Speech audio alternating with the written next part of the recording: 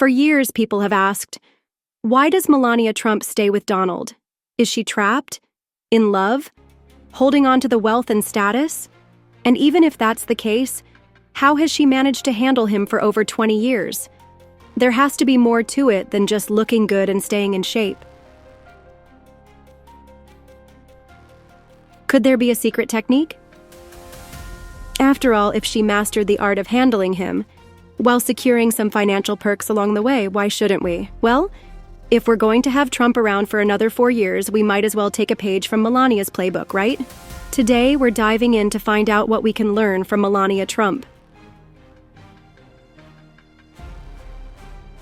Imagine living with a man like this, someone who constantly interrupts, talks over everyone, and truly believes he's the best at everything.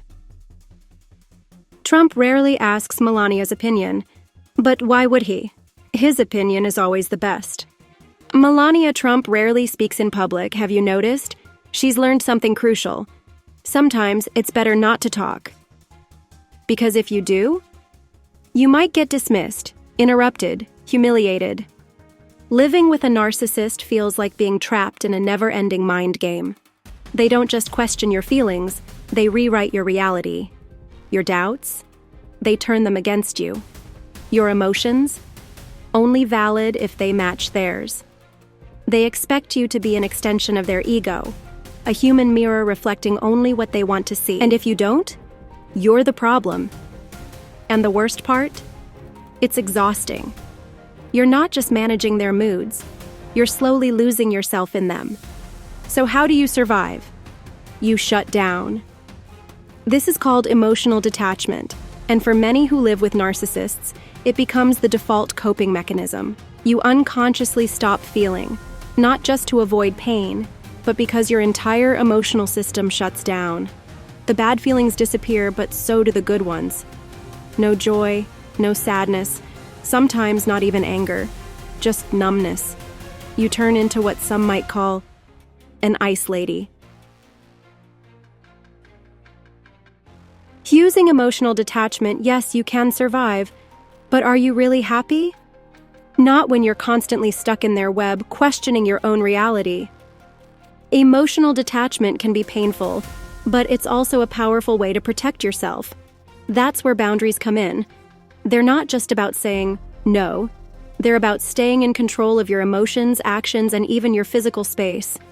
Whether it's choosing not to hold hands when it doesn't feel right or not forcing a smile just to keep the peace, setting clear boundaries helps you break free from their influence and take back your power.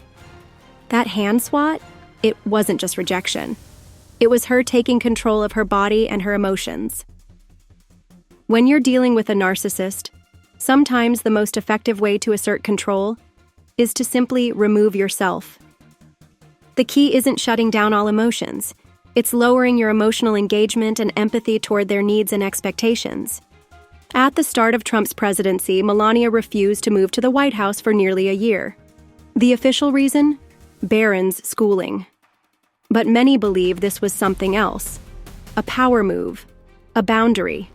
It just happened to coincide with one of the biggest controversies of Trump's presidency, his alleged extramarital affairs.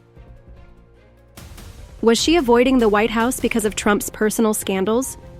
Or was this just another way of holding her ground? Either way, she sent a message. She decides the terms of her presence. Limiting eye contact, and even using fashion to create barriers. Her wide-brimmed hat didn't just create space. It literally blocked Trump's attempted kiss, a moment that instantly went viral. Now, whether that was planned or just another fashion coincidence, we may never know. But if there's one lesson the world could learn from Melania, it's this. Keeping Trump at a distance is a survival skill, whether in personal space or behind national borders. Whether by debating, justifying, or trying to fix what they're mad about, only keeps you trapped in their game. At first, she played along, listening, nodding, maybe even trying to smooth things over. But eventually, she mastered emotional distance. She stopped feeding the chaos, lowered her empathy, and prioritized her own needs over his demands. In the end, she didn't fight for control. She simply withdrew from the battle. And that, ironically, is how you win. People think and talk about me like, oh, Melania, oh, poor Melania.